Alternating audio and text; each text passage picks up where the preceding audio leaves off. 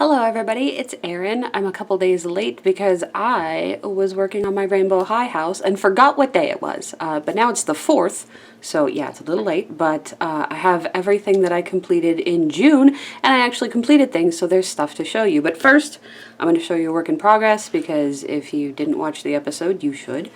But if you didn't, you can see the picture we started in Kirby Rosanes' Fragile World, I say, remembering not to read the cover of the book I just opened. But yeah, this is basically as far as I got in the episode, or in the stream, in the stream, but I did this guy too. So I did the dugongs, and they're cute, and I just didn't get back to it. Honestly, that's all that happened. I didn't get back to it. So yeah, that one's still a work in progress, but it's fine. And then I actually did complete things. So from the coloring book Animania, I finished this one. And basically, like, I had no idea what I was going to color during the stream. I was like, I don't know what I should do. I'm totally lost. And I just went on Pinterest, and it started to show me those color suggestion things, you know, where it's just like, here's a color combination. Well, it showed me these two blues or aquas or whatever. It showed me a pink, and it showed me this orangey kind of color, and I was like, yeah, okay, I can make that work somewhere. And so I just picked a book, tried to make it work, figured out, you know, on the fly. Like, I just really was like, I haven't colored in this in a while, I'll grab this and try and make the color thing work. Like, that's how quickly it came together. And then we didn't finish it completely on stream because this background took me a little bit of a while. I added yellow because I thought the black and white would just be too much, especially with his hair, considering I did color him more as a natural, typical Japanese black hair and brown eyes kind of. I didn't want to overshadow the black hair with the black background. It wouldn't have worked as well if I didn't have some contrast in there. But I did some weird shading on here, but I think it worked, honestly. Like, I think it worked. We got a lot of purple in there for whatever reason. I don't know. I gave him a lot of purple undertones. I gave him some heavy shading, and I like it, okay? Worked out.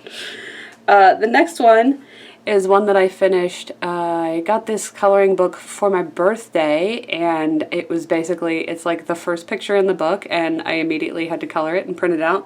This is Sushi Animals by Coco Wayo, and I like their books. They're a good publishing group, honestly, and this was really cute. I like printing this kind of thing out 5x7 or smaller than 8.5 by 11.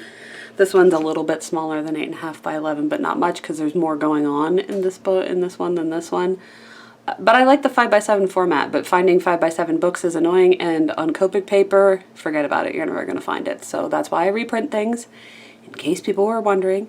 But yeah, lots of sushi, a lot of fun with creating the sparkles for this. I don't think no, I didn't make it sparkle. This one does, actually, I forgot.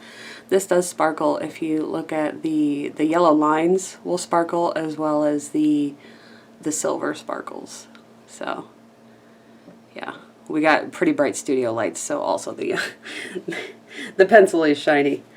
And then this one I started months ago. I mostly really wanted to focus on that sky, the background. I just found a really cool inspiration photo off of Google. Unfortunately, it wasn't cited, so I don't know the artist or anything. I'm not going to repost it. But the photographer just did an incredible job with this picture, and I had to recreate it as best as I could. And after that, I was just like, you know what? I don't want to go too much into detail or whatever. Originally, I was going to make these guys, they're not geese, they're swans. I was going to make the swans, like, colorful and spotted and stuff, and then I thought, well, there are black swans, that's cool, let's do that. And once I did that, I'm just like, ooh, it's cooler if we make them like magical. So I added some white dots, and I added some sparkle dots to them, so you can see them sparkle there. I added a little bit of white dots to the flowers. I don't know why I picked yellow. Honestly, I wanted to not add a new color, but to make it very tonally different from the sunset.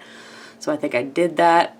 Since it is this time of day, there's not a whole lot of light shining from the lamps, but that's where I went with it, you know.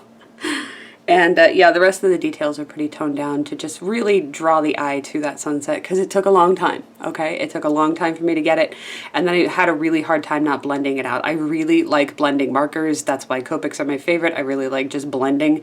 And sometimes, you know, clouds have a lot of texture, and not blending out that texture was very important to me, so I really needed to keep it, and I needed to just put it down. So I finished that one, and then another one that I had started a while ago. I think I started this one in March, maybe April, I forget. But yeah, I started this one as like her just rising from the pool of starlight kind of thing. The suggestion was honestly there because these silver stars here are in the line art, so obviously that's what he intended. But this one is Mythographic Aquatic. Sorry, this one is Mythographic Voyage. This one is the new Mythographic Voyage. This one is Mythographic Aquatic. I'm sorry if you can hear my neighbor kid yelling. Apparently there are no regulations on children just screaming at the top of their lungs. If you can hear that, hopefully you can. Because that's all this kid does every day, all day. Anyway, I basically started this because I wanted to color something mostly in pencils, and so the flowers here are all just pencil, which is weird. It's not a thing I really like doing a lot, but it's one of those things where I like the option of being able to color something mostly in pencil and then decide if I want to change medium. So I got to do a lot of Copic on this as well. And that's what's more fun for me, instead of me just saying, well, now that I've done pencils, I'm screwed and I have to do pencils for the entire thing. That bothers me in a book. So I like when I can mix media, everything. And then for just a little bit of eye-catching, I did a different kind of sunset back there. I didn't want to make it totally black. I wanted the trees to be a black sort of silver kind of thing going on. The pool of starlight, or whatever we want to call it, I don't know. I don't know what's up with it. I don't know what any of it is, honestly. Most of the work, honestly, was trying to get this in here, because trying to sort out what was fish, what was background, what was hair, and all of that stuff. I probably got rid of a lot of the hair, but I also made it like black and shadowed, so she's got half black, half white hair.